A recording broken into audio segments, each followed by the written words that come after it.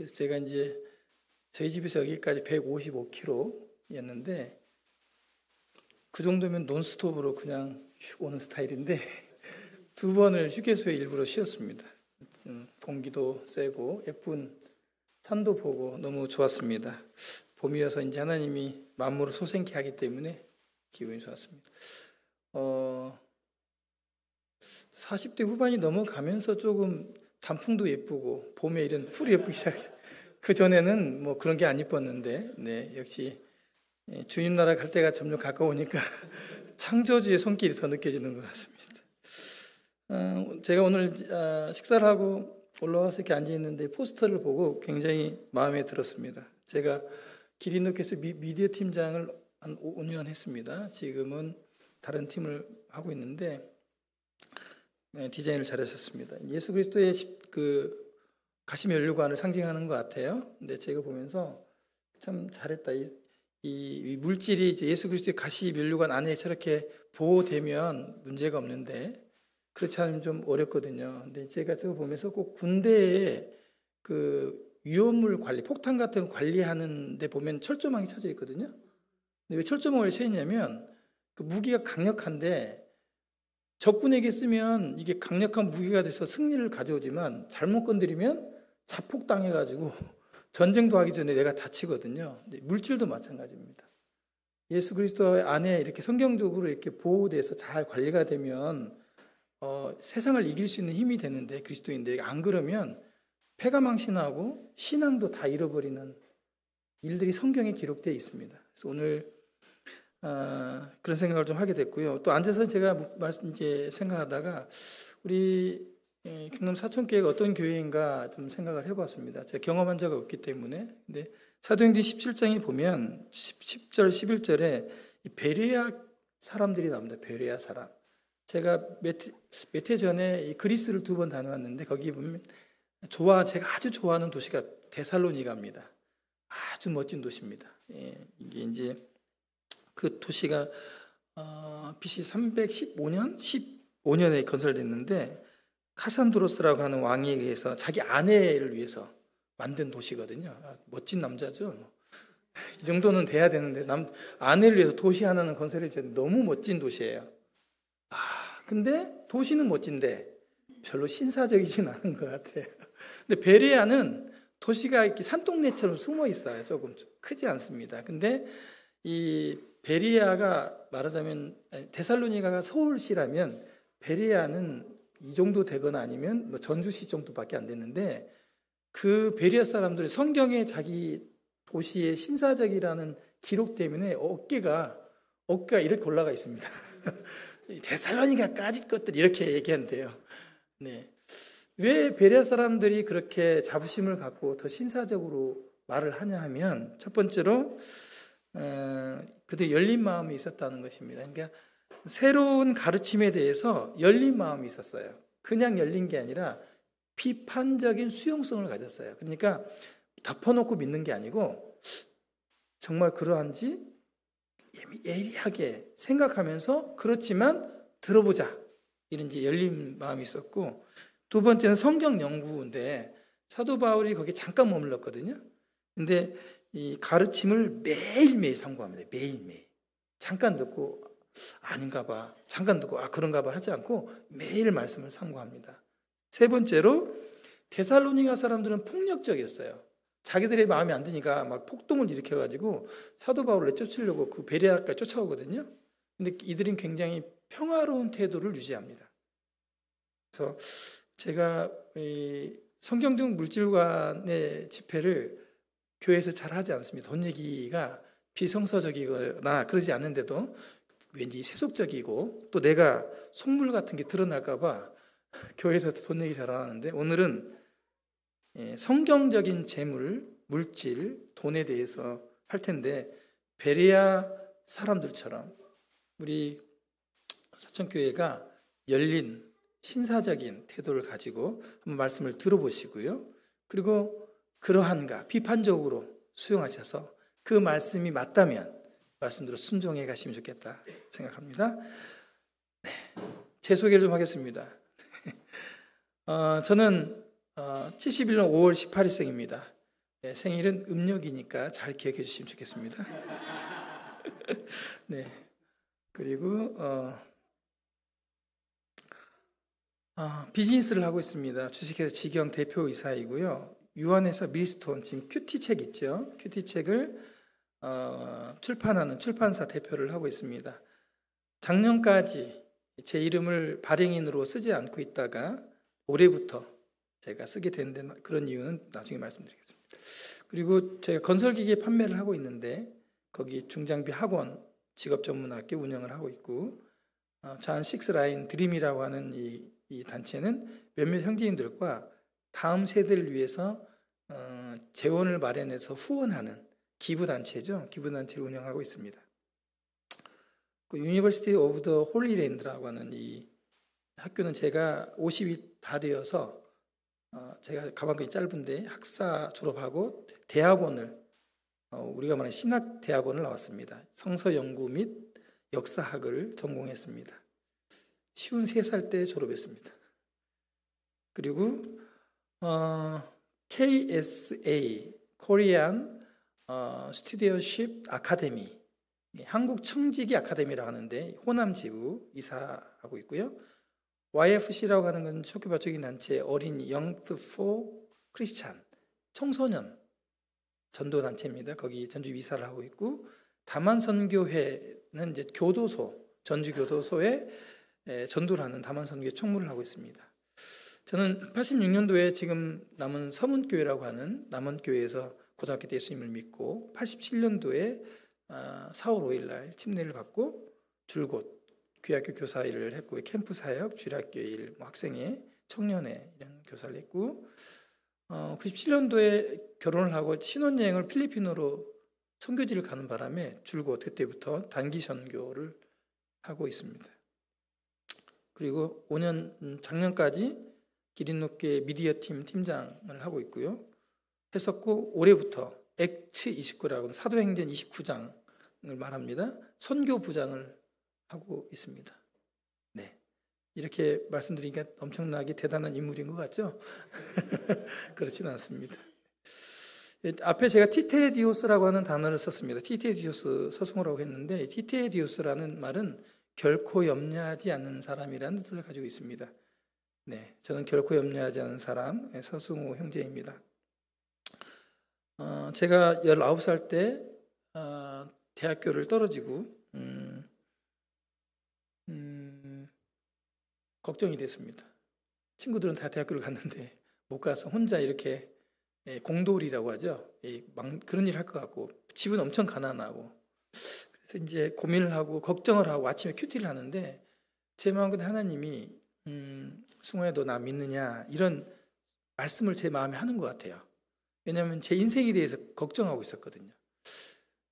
여러분도 그렇지만 예수님이 값 주고 사셨잖아요. 여러분을 샀잖아요. 여러분 게 아니잖아요. 엄밀히 말하면 하나님께 팔린 거잖아요. 예수님과 맞바꾼 거잖아요. 저희가 내 인생 내 거 아닌데 내 인생을 제가 걱정한 거예요. 19살짜리가. 그럴 수밖에 없죠. 후견인도 없지요. 뭐 가난하죠. 하나님이 저의 주인이신데 제게 오셔서 너 진짜 나 믿느냐 이렇게 있을 때 제가 못 믿습니다. 이렇게 말씀드렸어요. 양심적으로.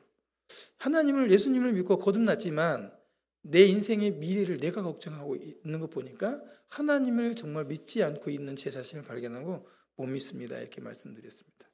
그때 하나님, 저희 하나님은 어떻게 말씀하셨냐면, 그러면 지금부터 나를 믿어보지 않겠느냐 이렇게 제안을 하셨습니다. 그게 뭐 천둥 소리처럼 들린 건 아니고 제 마음에 그렇게 들리는 것처럼 들렸어요. 아무리 생각해도 하나님을 믿고 따르는 것이 제가 아무래도 미래가 보장될 것 같은 거예요. 그때 당시에 하나님 안 믿고 살기는 조금 겁이 난 거예요. 그래서 제가 믿겠습니다.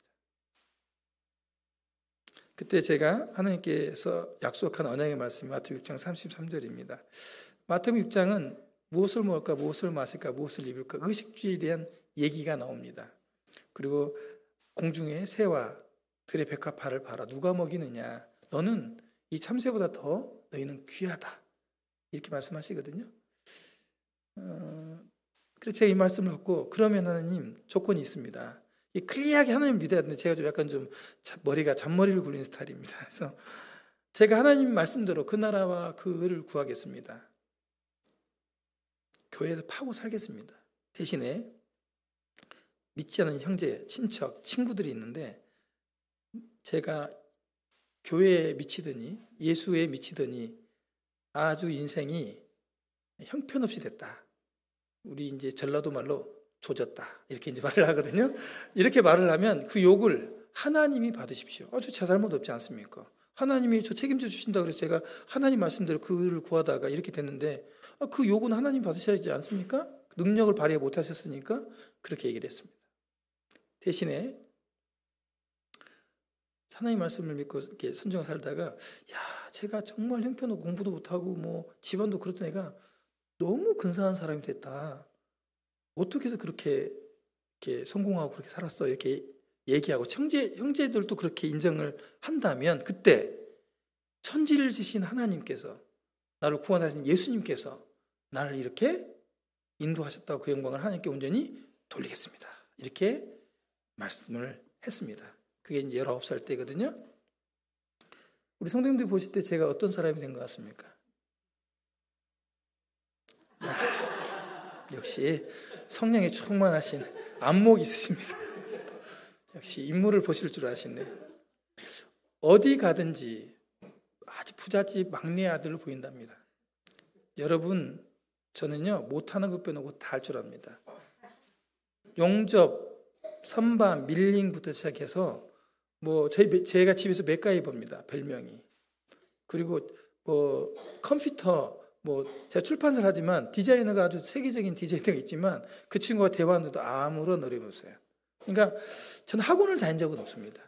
제 전공은 어깨 너머입니다. 어깨 너머. 엑셀, 뭐 한글 이런 것도 어깨 너머 30분 보고 그냥 했어요. 그 지혜가 어디서 왔느냐? 저는 하나님께서 주셨다고 믿습니다. 적어도 제가 경남 사천에 왔다면 뭐 성공했겠죠. 그렇죠? 그렇지 않은 사람 부를 일은 없을 거고 하나님께서 하셨습니다. 제가 이것은 뭐 입 바른 소리가 아니고 올 때마다 그분의 이름을 높여야만이 그분과 언약을 제가 지키는 것이기 때문에 오늘 여기 온 것도 하나님께서 인도하시고 보잘것없는 형제를 세워주신 것입니다. 사도 바울이 나는 죄인 중에 계시다 이렇게 말했고 마틴 루터 저 위대하신 분이죠. 이분은 나는 더러운 구더기 부대자루에 불과하다 이런 말을 했습니다.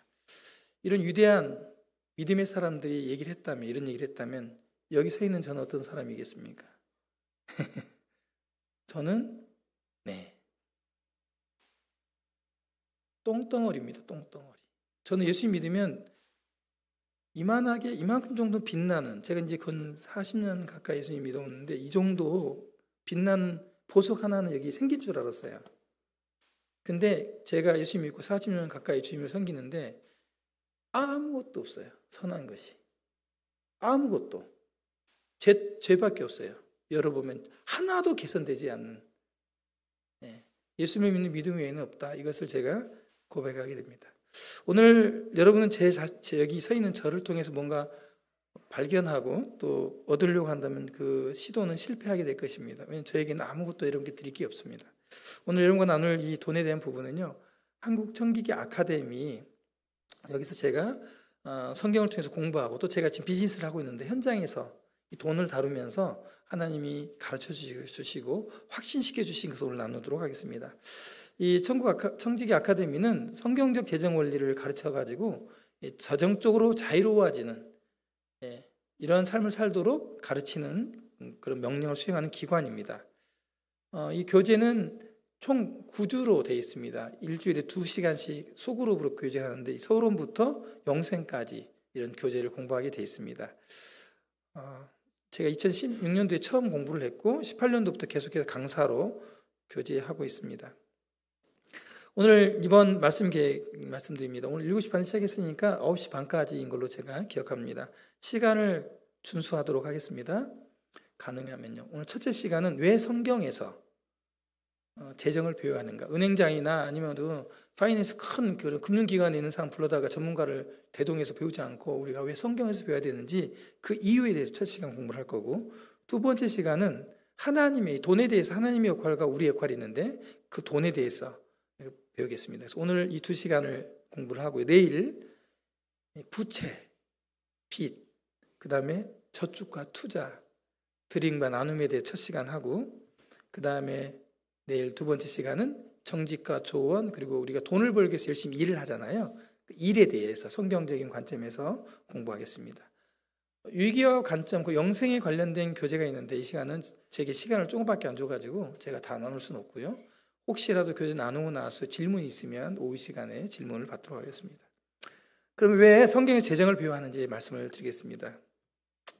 아까 돈 좋아하신다고, 좋아한다고 물어보니까 좋아한다고들 말씀하셔서 참 여기는 참 대놓고 돈 좋아한다고 말씀하는 교회구나, 이런 느낌을 받았습니다. 돈 좋아하냐고 물어보면 속물같이 보일까봐 성도들이 잘 좋아한다는 얘기 안 합니다. 그런데요, 사실 돈 좋아합니다. 세상에 좋은 건 많지만 돈처럼 좋은 것이 좀 드물긴 해요. 그렇죠? 그 세상 사람들만 그런 건 아니고요. 또 사업하는 저만 돈 좋아하는 거 아니고요. 사실은 교회 일꾼들도 돈 좋아합니다. 뭐 재물 대셔야 됩니다. 어쩔 수 없습니다. 근데 제가 올해 구정 때 저희 교회에서 이렇게 꼬마가 있는데요. 되게 시크해요. 여자애인데. 일로 와. 그러면 이런 애가 있어요. 아주 비싸요. 근데 제가 이제 항상 그 신년이 되면 신권을 바꿔가지고 이제 세뱃돈을 보통 주는데 교회에 가지고 와가지고 아이들을 좀 나눠줬는데 그 아이에게 신권을 줬어요. 10,000원을. 그 아이가 그 돈을 얼마나 알면 알겠어요. 근데 그 돈을 딱 받으니까요.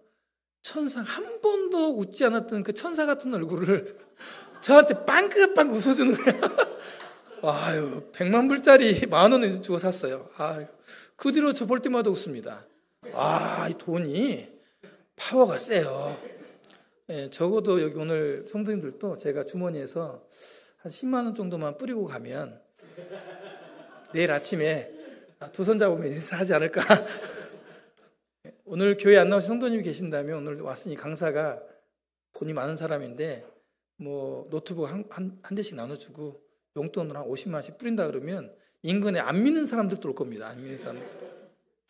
돈은 이렇게 하나님의 말씀보다 파워가 셀 때가 많습니다. 예수님이 초청보다도 파워가 셉니다. 사실이죠. 근데 우리는 돈 걱정을 많이, 돈은 좋아하는데 돈 걱정을 많이 하고 삽니다. 머니토크라고 하는 시대에 사는데 돈이 말을 한다 이런 시대인데 이게 돈이 지배하는 사회입니다. 지금 우리가 살고 있는 이 시대가 자본주의 시대 아닙니까? 자본주의. 돈주의입니다. 돈으로 살아가는 시대예요. 우리 한국에 사는 크리스찬들이 돈주의에 사는 뿌리가 있는 그 소유에 살고 있어요. 이것을 우리가 부인을 하면 안 됩니다. 그래서 우리도 동일하게 그 돈 위에 서서 아닌 것처럼 하지만 돈 때문에 웃고 돈 때문에 우는 그렇게 살고 있습니다. 돈 때문에 부지런히 일하고 또 어쨌든 교회도 못 나와요. 돈 많이 준다고 직장에 돈 많이 준다면 못 나왔죠. 우리는 하루 대부분 시간을 돈과 관련된 일을 이제 보내고요. 그리고 이 돈은 저희들이 의사결정을 하는 그 과정에 고려할 핵심 요소입니다. 사실은.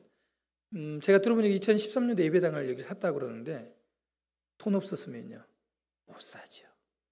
성도들 어디 이사 가려고 교회 확장하려면요. 장로들, 일꾼들이 모여가지고 뭐 계산하는지 아십니까? 돈 계산합니다. 믿음? 아니요. 돈 계산합니다. 그럼 그 믿음 안 하고 돈 계산하면 잘못됐냐? 그렇지 않습니다. 계산해야죠. 돈은 우리들의 의사결정에 매우 핵심적인 요소로 자리 잡고 있어요. 부인하면 안 된다. 오늘 내일은 여러분 마음껏 돈에 대해서 얘기하고 나 돈 좋아해. 이게 해도 문제가 안 됩니다. 왜? 성경에서도 그렇게 말하고 있기 때문에 비성서적이거나 비판받거나 정죄받을 일 아니다. 이걸 말씀을 드립니다. 우리 건강한 물질관을 가져야 되거든요. 여기 와서 막 돈 얘기만 하는 것은 문제지만 돈을 얘기를 해도 그것을 비판받지 않아야 되는 것입니다. 그래서 우리는 성경적으로 말을 해야죠. 오늘 왜 성경에서 이 재정을 배워야 되냐면 이사야 55장 8, 9절에서 내 생각이 너희 생각과 다르고 내 길은 너희 길과 다르다 이렇게 말씀하셨기 때문이에요. 하나님의 이 물질관과 우리의 물질관은 달라요. 그래서 성경에서 이렇게 우리에게 말씀해 주고 있는 것입니다. 현대인의 가장 큰 스트레스가 뭔지 아십니까? 돈입니다. 우리 포브스지에서 설문조사를 했는데 현대인의 가장 큰 스트레스가 뭐냐? 분석한 돈이었는데 미국은 35%로 돈이 가장 스트레스 준대요. 한국은요 71%입니다. 그거 아십니까? IMF 때 얼마나 많은 가정이 이혼을 했는지. 이유가요 돈 때문에. 돈 때문에 이혼했어요. 부부 사이가 안 좋은 게 아니고 돈 때문에. 돈은 많든 적든 우리에게 힘들게 하는 존재라고 하는 것입니다. 애든 어른이든 돈 엄청 좋습니다. 저도 좀 이렇게 뿌려봤으면 좋겠습니다. 왜 돈이 좋은지 아십니까? 가지고 있는 돈의 속성 때문에 그래요. 돈이 가지고 있는 힘 때문에 그래요. 돈은 힘을 가지고 있어요. 제가 이제 어떤 자매님을 좋아한다. 왜 그럴까요? 그 자매님이 뭔가 힘이 매력이 있기 때문에 좋아하지 않겠습니까? 그렇죠? 아름다운 외모를 가졌든 온순한 대답을 하든 내가 저와 어떤 지혜롭든 어떤 뭔가 힘이 있을 거 아니에요. 돈이 그렇다는 거예요. 우리가 돈을 좋아하는 것이 그냥 좋아하는 게 아니에요. 돈 자체에 가지고 있는 힘이 있어요. 파워가 있습니다. 그래서 오늘 그 부분을 좀 생각해 보겠습니다. 한 설문조사 기관에서 돈을 생각하면 떠오르는 단어 4가지 조사를 했습니다. 그 4가지 정도 가장 이렇게 많이 조사가 됐는데 그것이 뭐냐면 좋다 였으면 좋다, 돈 좋다, 편하다, 권력이다, 힘이다. 이 단어 돈은 뭐예요? 좋다. 돈 뭐예요? 힘이다. 이렇게 이 4가지로 조사가 돼요. 여러분 동의하십니까? 네. 얼마나 좋아요.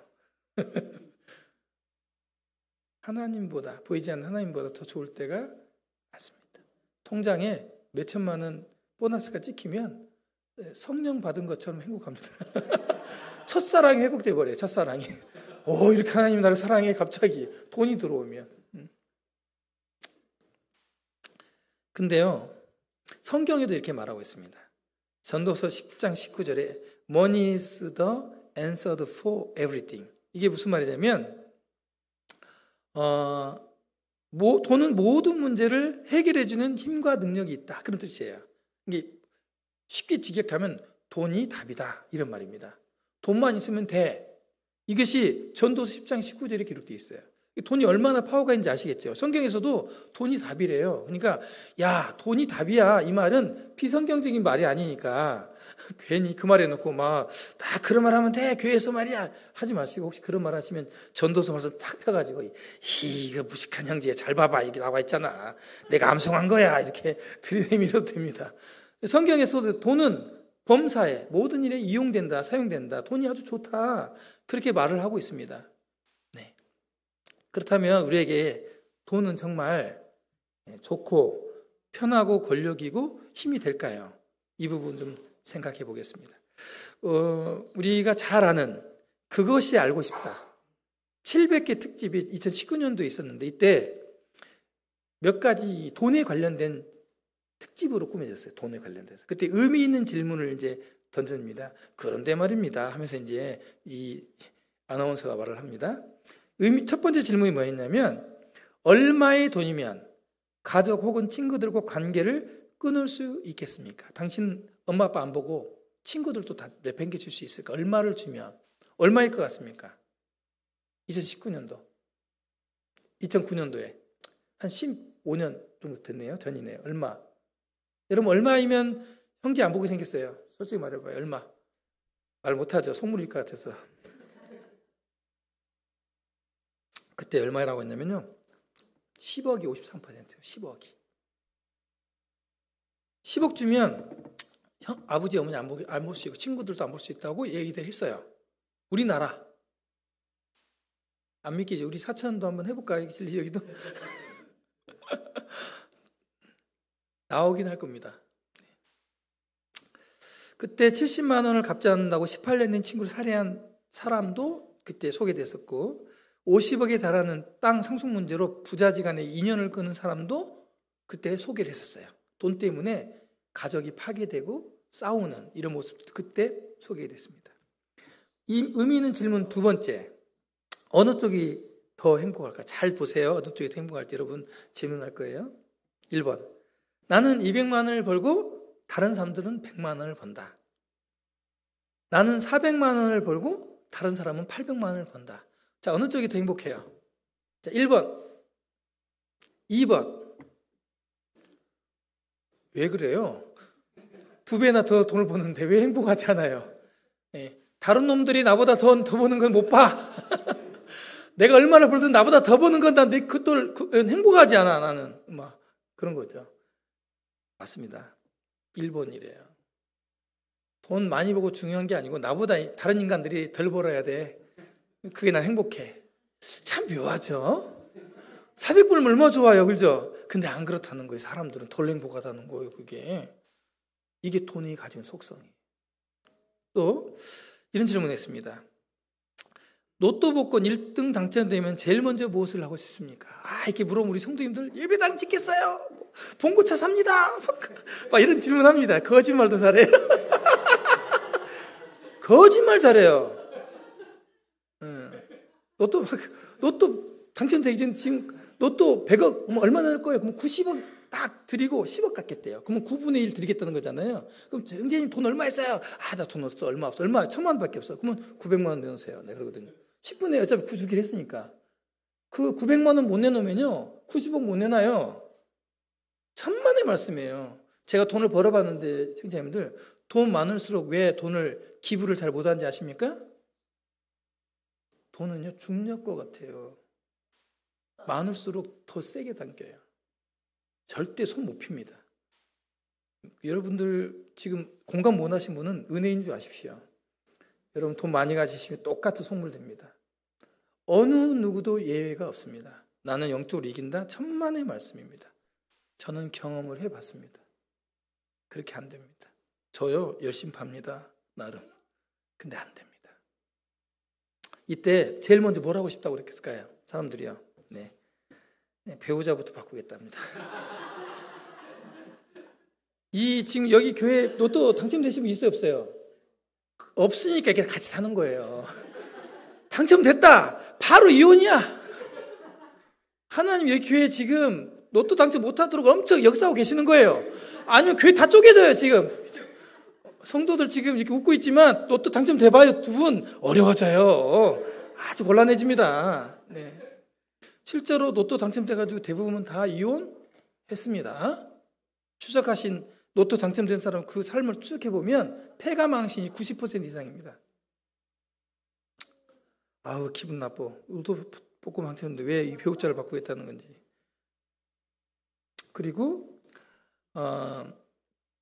의민 질문 네 번째, 만일 당신에게 10억이 생긴다면 잘못하고 1년 정도 감옥에 들어가도 괜찮다. 몇 %가 나는 10억 주면 죄 짓고 감옥 가겠다. 이런 얘기예요. 이것을 초등학교, 중학교, 고등학생들에게 질문했어요. 매년 질문했습니다. 이게 이제 전국 청소년 정직 지수를 발표하는 흥사단이라는 단체인데 여기가 2019년도까지만 조사하고 안 했어요. 자괴감이 들어가지고 더 이상 조사를 안 해. 2012년에 보니까요. 고등학생이 44%가, 중학생이 28%, 초등학생이 12%가 10억 주면 깜빵하겠다는 얘기예요. 웃기죠? 그리고 19년대 보세요. 이미 고등학생은 과반수가 넘었어요. 57%. 여러분의 자녀는요? 조심하세요. 여러분 돈 많으시면 골치 아픕니다. 애들 순진한 것 같죠? 아니요. 부모 돈으로 봐요. 부모 돈으로 봅니다. 서울대생들한테 조사했습니다. 당신의 부모가 몇 살에 죽었으면 좋겠습니까? 몇 살인 것 같습니까? 과반수가 60세. 여러분 속고 있는 거예요. 여러분 자녀도 그렇게 생각할 수 있어요. 빨리 주실 거 주시고 떠나시라는 거예요. 모시기 싫다. 빨리 주시고 떠나셔요. 기도하세요. 자녀들은 그렇습니다. 그런 자녀 못 됐죠. 서울대생입니다. 엘리트. 놀랍죠? 이런 그런 인간들을 먹이고 키워가지고 그렇게 뒷바라지하고 서울대까지 보냈을 거 아니야. 학원 보내가지고. 그랬더니 60세에 가라고? 이런 겁니다. 왜냐하면 돈의 이중성 때문에 그렇습니다. 돈은요, 인류의 경제 생활에 절대적으로 필요하긴 하지만 돈을 의지하기가 쉽습니다. 긍정적인 면도 있고 부정적인 면이 같이 있는 거죠. 그리고 이 돈은 우리가 말하는 구제, 의료, 사회복지를 위한 도구이긴 하지만 폭력, 전쟁을 일으키는데 사용되는 파괴적인 자원이 됩니다. 지금 미국 트럼프 무엇 때문에 저렇게 싸우고 다른 나라, 우리나라까지 어렵게 해요? 전 세계를 왜 어렵게 해요? 뭐 때문에? 돈 때문이에요. 평화, 정의, 복음, 천만의 말씀이에요. 우리 잘 살겠다. 너희들 필요 없다. 우리만 잘 살면 된다는 거예요. 우리만. 잘 살아요. 제가 미국 다녀왔거든요. 잘 삽니다. 근데 못 산대요. 그동안 퍼주고 나니까 기분 나쁜 거예요. 이제 안 되겠다는 거예요. 너희들은 죽어도 우린 살겠다는 거예요. 파괴적인 자원입니다. 그리고 돈은 복음을 전파하는 도구이기도 하지만 인간과 가정, 세상을 파괴하는 힘도 가지고 있습니다. 그리고 각 개인의 삶과 가정에 윤택함을 주기도 하지만 수많은 범죄와 비극의 원인이 되기도 합니다. 돈 때문에 사람도 죽이고요.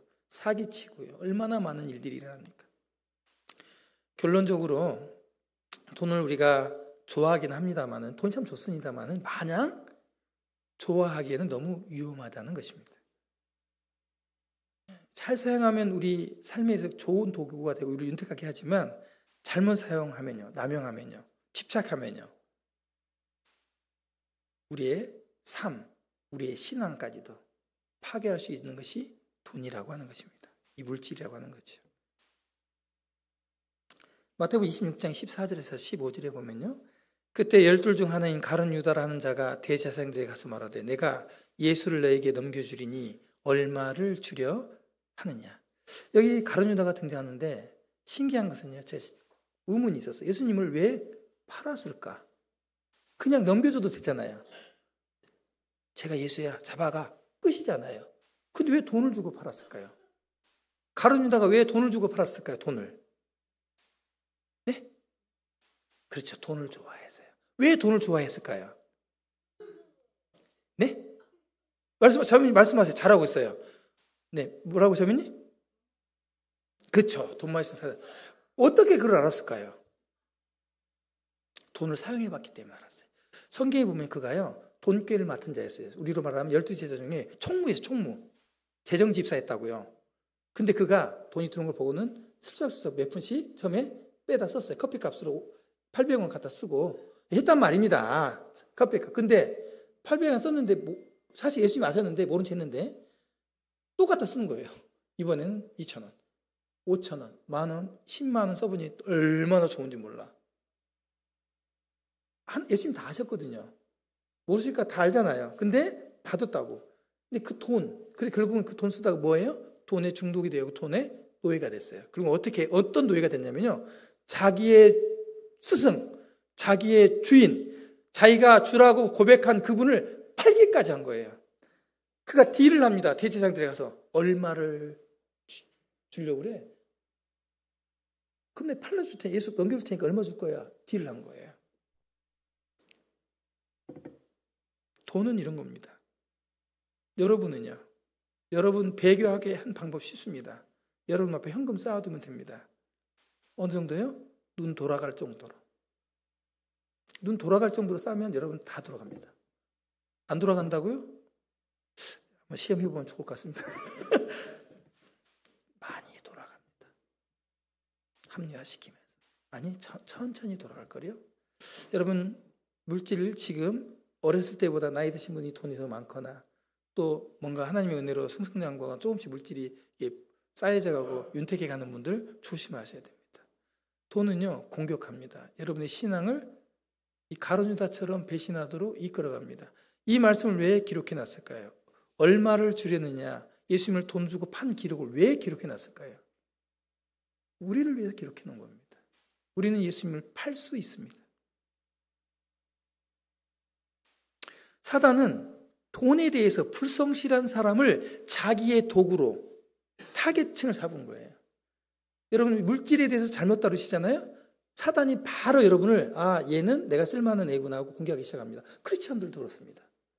돈에 대해서 성실하지 못하잖아요. 하나님 앞에서 돈에 대해서 정직하지 못하잖아요. 사단의 먹잇감이 되는 줄 여러분 경고하시는 겁니다. 우리는 물질주의에 살고 있어요. 아니라고요? 이번 기회를 통해서 여러분 점검해 보시면 됩니다. 예수님이 이제 마지막 잡혀가기 전에 이런 얘기를 합니다. 그들이 먹을 때 이르시되 내가 진실로, 진짜 얘기한다는 거예요. 진실로 빼고 얘기해도 진실한 분인데 한 번 더 강조하십니다. 너희에게 이르노니 너희 중에 한 사람이 나를 팔 것이다. 아유, 정말 이건 정말 모욕적이지 않습니까? 여러분이 서행제를 초청해 놓고 나를 갖다 팔아버려. 인신매매를 한다고 생각해 봐요. 얼마나 모욕적이. 이 모욕을 누가 당한지 아십니까? 요셉. 자기 형제들이 팔렸잖아요. 그냥 이렇게 다른 것보다 돈 주고 팔아버렸을 때, 팔려나갔을 때 그 모욕감은요, 어마어마한 겁니다. 물질 취급을 당하는 건데. 그러니까 몹시 근심하잖아요. 몹시 근심한데 돈에 이미 노예가 된 가룟 유다는 근심하지 않습니다. 너 중에 나를 판다고 얘기했을 때 이미 예수가 알고 있나? 스승이 알고 있나? 가슴이 콩탕콩탕 해야 할 거 아닙니까? 근데 보세요. 어떻게 말하는가? 예수를 파는 유다가 대답하여 이르되 랍비여 나는 아니지요. 간땡이가 어마어마합니다. 이런 말 안 묻고 도망가도 되잖아요. 근데 천연덕스럽게 와가지고 랍비여 난 아니지요. 웃으면서 얘기하는 거예요. 근데 예수님이 말하잖아요. 네가 말을 했다. 너다. 그런 얘기예요. 그런데 그렇게 해도 너다 했을 때 내가 잘못했구나. 내가 예수님 판단을 들켰구나 하고 멈춰야 하잖아요. 멈추지 못합니다. 그는 결국 예수님의 뺨에 입맞춤을 합니다. 유다의 키스죠. 내가 입을 맞추면 그 사람이 예수다. 신호를 짜고 예수님께 랍비여 평안하십니까? 뽀뽀를 합니다. 그러니까 이제 대세 종들이 와서 이제 잡아가죠. 제가 예수라고 알고 밤이니까요. 그때 요한은 옷 홀라당 벗고 도망가고요. 베드로는 말직 따라다가 예수님을 막 저주하며 부인한다. 보통 일이 일어나는 게 아닙니다. 이때 여러분 지금 이렇게 유다 얘기하니까 어떻습니까? 쳐 죽일 X 이렇게 됩니까? 모든 사람의 마음에는 유다가 도사리고 있다는 것을 여러분 경계하셔야 됩니다. 내 안에 유다가 있는지, 유다가 크고 있지는 않는지, 나는 돈에 대해서 어떻게 다루고 있는지 깊이 생각해 보십시오. 성경에서 이렇게 말하고 있으며 돈을 사랑함이 일만 악의 뿌리다. 근본이다. 여러 죄들이 있지만 모든 악의 뿌리가 돈이다. 이렇게 말하고 있습니다. 그 돈을 사랑하는 것이 그 어떤 다른 것보다도 돈은 이런 힘이 있다고 하는 것입니다. 그리고 교회 일꾼들의 자격에도 나옵니다. 돈을 사랑하지 아니하며 장로의 자격에 나와요. 돈이 굉장히 파워가 있기 때문에, 영향이 있기 때문에. 여러분 돈은요 위험합니다. 그래서 다루는 법을 배워야 됩니다. 반드시. 어떻게 다뤄야 될까요? 매뉴얼이 어디 있을까요? 성경에 있습니다. 성경에 보면요 2359절이나 돈에 대해서 말을 하고 있어요. 여러분이 발견했을지 모르지만 2359절입니다. 어마어마한 프로테이지입니다. 그리고 예수님이 하신 비유 중에 38가지 비유 중에 18가지가 돈에 관련된, 물질에 관련된 비유였어요. 그리고 예수님이 하신 설교 중에 15%가 돈에 관련된 거였어요. 왜 이렇게 성경에는 돈에 대해서 이렇게 많은 기록을 하고 돈에 대해서 많은 가르침, 예수님이 돈에 대해서 이렇게 많은 설교를 했을까요? 왜 이렇게 많은 비유를 성경에 기록해 놨을까요? 돈이 예수님을 믿는 우리에게, 이 세상을 살아가는 우리에게 지대한 영향을 주고 있다는 것을 하나님을 알고 계시기 때문입니다. 돈은 하나님과 관계를 가장 강력하게 방해하는 도구라는 것도 우리에게 하나님을 알고 계셨기 때문에 성경에 기록해 놓고 계신다고 하는 것입니다. 돈은 믿는 자나 믿지 않는 자나 강력한 영향력을 미친다는 것. 같이 읽겠습니다. 시작. 너희가 만일 세상의 재물로도 충성하지 아니하면 누가 참된 것으로 너에게 맡기요. 여기 보면 세상의 재물이라고 하는데 우리 성경에는 불의한 재물이라고 표현되어 있습니다. 근데 여기는 반드시 월드 웰스라고 되어 있습니다. 세속적인 재산, 영어로는 여기도 웰스라고 되어 있어요. 재물을 말합니다. 이건 돈입니다. 우리 커피값, 밥값 쓰는 돈 있죠? 그 돈을 말합니다. 세상의 돈을 너희가 충성하지 않으면, 너 돈 쓰는 데 있어서 성경적으로 하지 않으면 누가 참된 것으로 너희에게 맡기네. 참 어려운 말씀이죠. 참된 것이 뭘까요? 참된 것은 영생, 구원, 진리, 믿음 뭐 이런 겁니다. 참된 것, 변함없는 것. 재밌는 건요, 성경에 이런 진리, 영생, 구원 뭐 이런 걸 다 합친 것보다 돈에 대한 구절이 더 많아요. 성경의 기록이. 그리고 이 참된 것은 하나님과의 친밀한 관계를 말합니다. 하나님과 친밀한 관계. 그분 앞에 떳떳이 나아가서 교제하는 관계. 그분과 친밀한 친구처럼 지내는 이런 관계에 돈은 영향을 미친다고 하는 것입니다. 하나님이 이렇게 말씀하십니다. 너희가 세상에 쓰는 이 돈, 그걸 충성스럽게 쓰지 않으면 영생, 구원, 진리 이런 걸 누가 맡기겠느냐 이렇게 물어보는 거예요. 반문하시는 겁니다. 그 말은 맡겨주겠냐 이런 말이에요. 그래서 예수님을 믿는데요, 예수님 믿긴 믿고 성서적으로 이렇게 한대요. 근데 뭔가 다 좋은데 뭔가 밸런스가 안 맞고 뭔가 안 맞아서, 아니 예수님 믿으면 축복받는다면서, 예수님 믿으면 뭐 어떻게 한다면서요. 근데 이게 안 맞아. 왜 그럴까요? 성경에서 말하는 돈에 관련돼서 가르침을 우리가 모르고 있기 때문에 그렇습니다. 누가복음 18장 24절 25절을 보면 예수께서 그들을 보시고 재물이 있는 자는 하나님 나라에 들어가기 얼마나 어려운지, 낙타가 바늘귀로 들어간 것이 부자가 하나님의 나라에 들어가는 것보다 쉬우니라. 이 말씀 무슨 말이냐면, 돈은 우리 구원, 예수님 구원에 연관이 있어요. 부자는, 돈 많은 사람은 구원받기 어렵습니다. 실제적으로 구원받을 수는 있지만 구원받기 이처럼 어렵다는 게 구원에 영향을 미쳐요.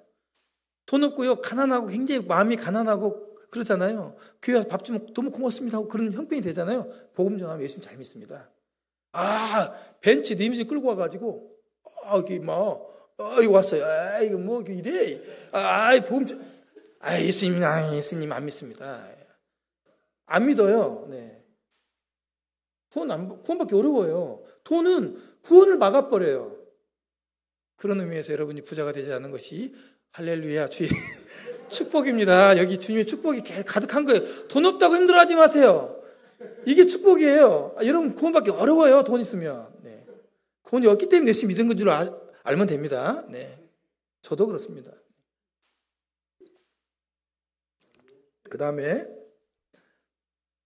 이 돈은 우리 신앙생활에도 아주 밀접 관계가 있습니다. 요한일서 3장 17절에 보면, 누가 이 세상의 재물을 가지고 형제의 궁핍함을 보고도 도와줄 마음을 닫으면 하나님 사랑이 어찌 그 속에 거하겠느냐. 무슨 말이냐면, 재물을 많이 가지면요, 형제의 사랑, 교회에서 가난하고 불쌍한 형제의 사랑을, 그 형제를 도와주고 싶은데 도와줄 마음이, 긍휼한 마음이 증발돼 버려요. 사라져 버려요.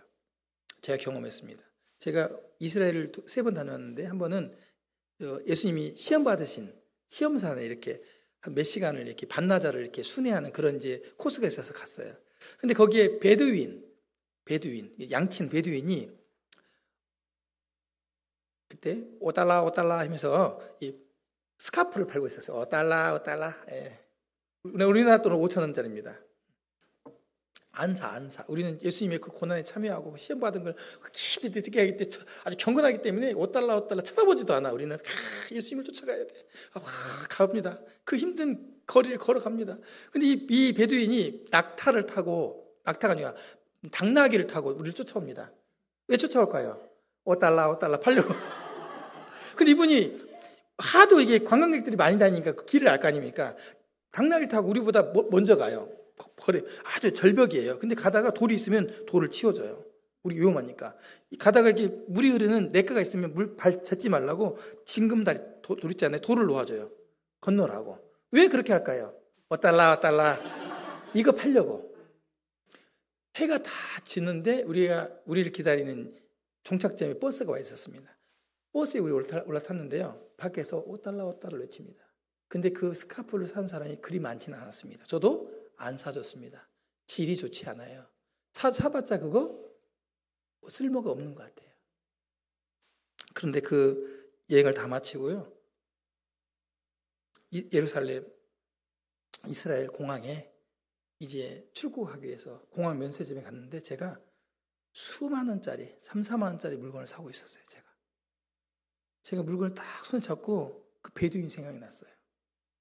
그때 막 하나님이 제게 물질을 주는 시기였습니다.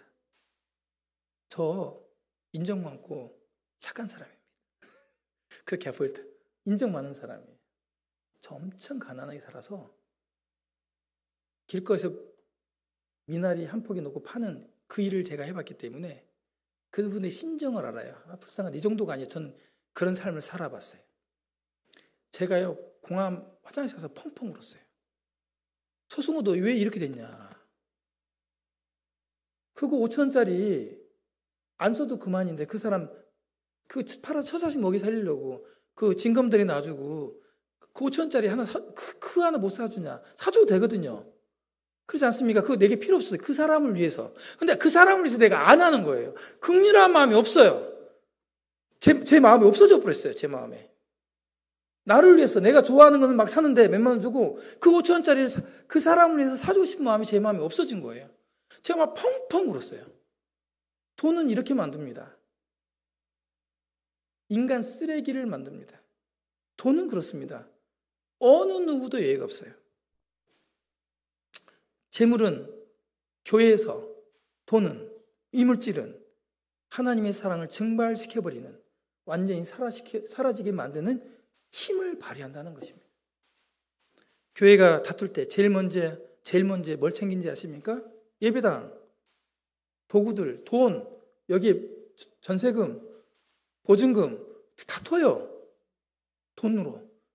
영혼을 바라보지 않아요. 그것 때문에 많은 성도들이 교회를 떠나고 믿음을 떠났는데 일꾼이라는 사람들은 그걸 돈을 쫓아가요. 이게 비판받는 게 우리가 그렇다는 거예요. 우리 중에 누구라도 다 그렇다는 거예요. 어떤 일꾼이기 때문에 그런 것이 아니에요. 우리가 일꾼이어도 사람은 다 똑같다는 것입니다. 성경은 그렇게 말합니다. 재물은 형제의 궁핍함을 보고도 도와줄 마음을 닫는다. 그렇게 돈은 위험합니다. 돈은 성경적으로 다루는 법을 배워야 되는 것입니다. 정리하겠습니다.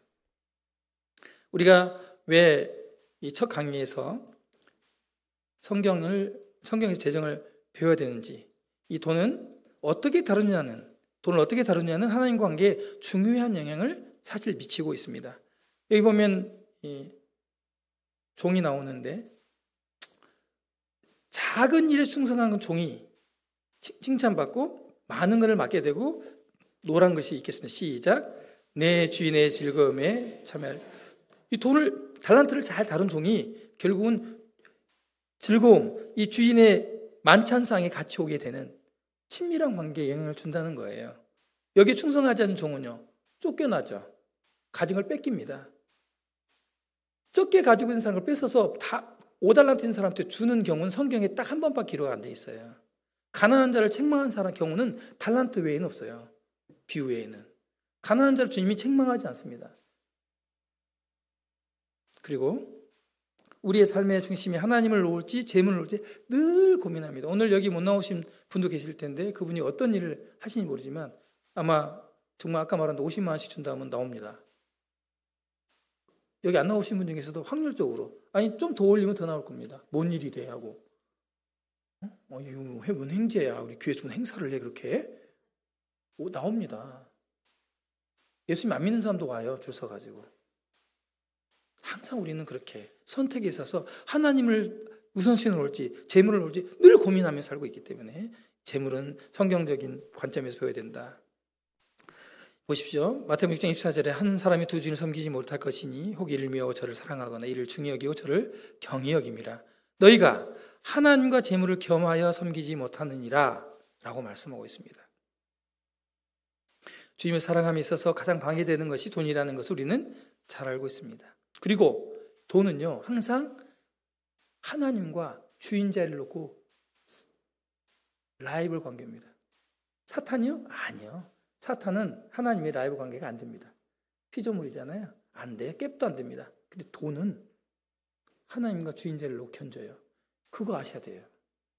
여러분, 우리 성도들 신앙 문제에서 돈이요, 하나님과 라이벌 관계에 있는 것이 돈이라는 것을 명료하게 여러분이 오늘 이 시간에 이번 기회에 아셔야 돼요. 인지해야 돼요.